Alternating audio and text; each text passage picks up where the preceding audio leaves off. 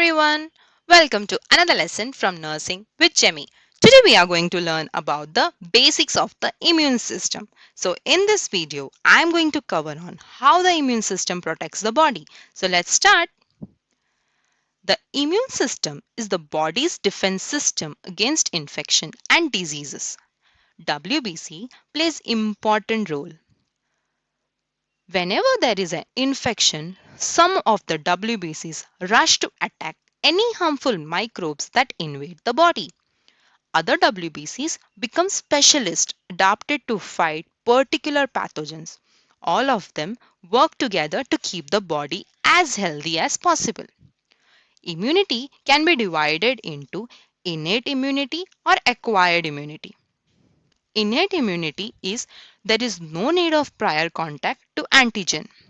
It is inborn capacity of body to resist infection which genetically transmits from one generation to another.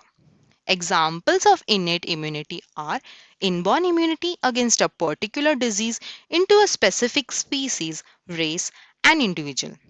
It is provided by epithelial surface, cellular factors, and humoral factors. Cellular factors involved into innate immunity are phagocytosis, inflammation, fever.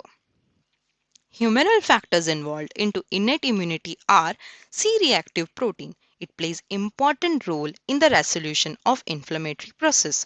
Lysozyme, that is bactericidal enzyme found into saliva, tear, semen, etc.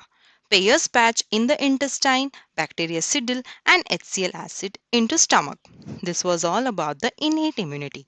Now let's move on to the acquired immunity. The immunity acquired during lifetime of an individual is known as acquired immunity. There are two types of acquired immunity. One is active acquired immunity and second one is passive acquired immunity. Talking about active acquired immunity, it is the immunity or resistance developed by the host body as a result of antigenic stimulation of host body. It is used prophylaxis to increase the resistance power before attacking of the pathogens. Both cell-mediated and humoral immunity takes part. There are two types of active acquired immunity. First one is natural active acquired immunity. Second one is artificial active acquired immunity. Natural active acquired immunity is this immunity acquired or developed after a natural infection of the body. Examples are typhoid, measles, and chickenpox. Artificial active acquired immunity is this immunity acquired or developed artificially by vaccination from live, killed, or toxoid vaccines. For example, development of immunity against polio and TB. This was all about active acquired immunity. Now let's see how passive acquired immunity works. In passive immunity, body cells do not take any active part in the production of antibodies and the person is only immunized by prepared or ready-made antibodies from other hosts. This immunity is temporary and gives less effective protection without immunological memory. It is used in the treatment of acute infection or immunodeficient host. Only humoral immunity is involved. There are two types of passive acquired immunity. First one is natural passive immunity. Second one is artificial passive immunity. Talking about natural passive immunity, transmission of antibodies from mother to fetus through placenta that is IgG and through milk or colostrum of mother that is IgA. Artificial passive immunities, this immunity is produced in the host by giving injection of ready-made antibodies. This immunity is effective only for 10 days. They are antitoxic serums produced by injecting of toxoid into horse-like ATS, that is anti-tetanus serum, diphtheria antitoxin and IVIG, that is intravenous immunoglobulin, used in myasthenia gravis. So this was all about immunity. Immunity is divided into innate and acquired. Acquired is again divided into active and passive. Both active and passive have something called as natural and artificial. So let's move on. Let's see how white blood cells defend the body against disease. White blood cells are also called as leukocytes. They defend the body against disease. They normally account for only 1% of circulating blood volume but increase during infection and inflammation. So there's only 1% of WBC in our body that is circulating in the blood volume. So whenever there is an infection, this WBCs increase.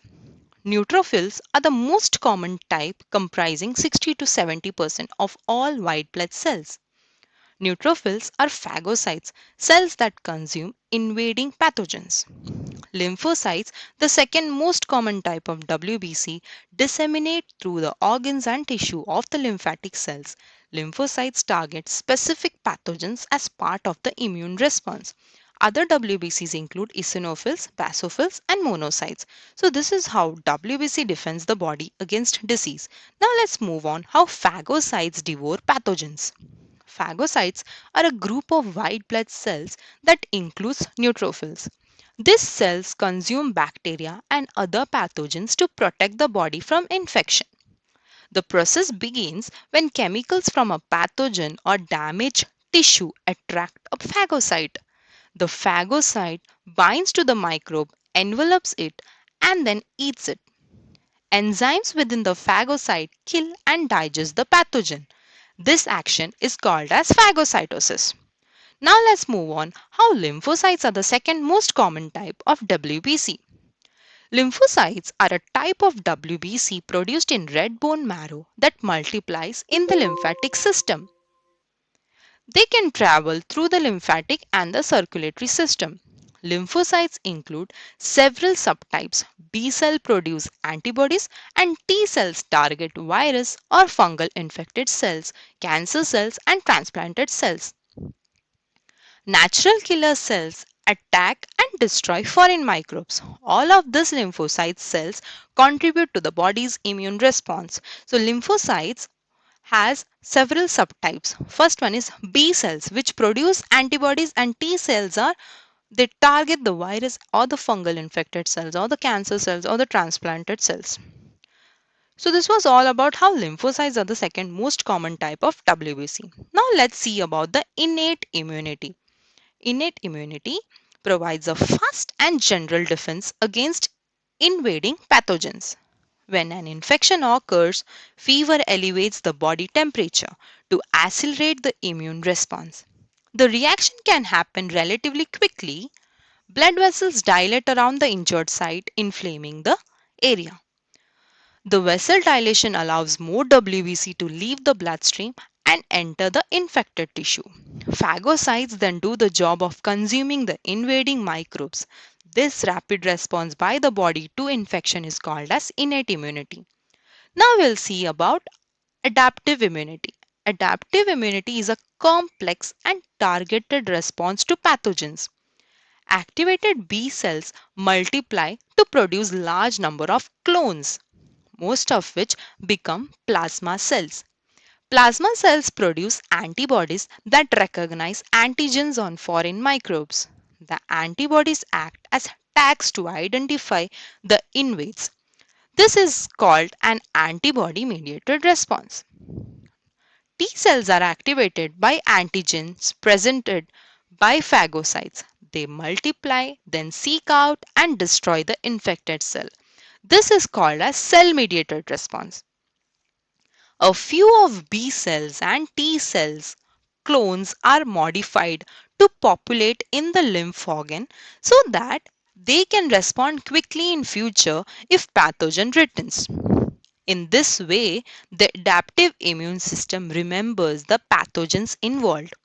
The entire process in which the response to a particular pathogen modifies a certain B cells and T cells is called as adaptive immunity. So this was all about how immune system works in our human body during inflammation. Immune system plays a very vital role to keep us healthy. So this is all about immunity, the immune system. So this was all about the immune system. I hope you all understood. Thank you so much for watching this video. If you liked my video, please like, share and subscribe. Thank you.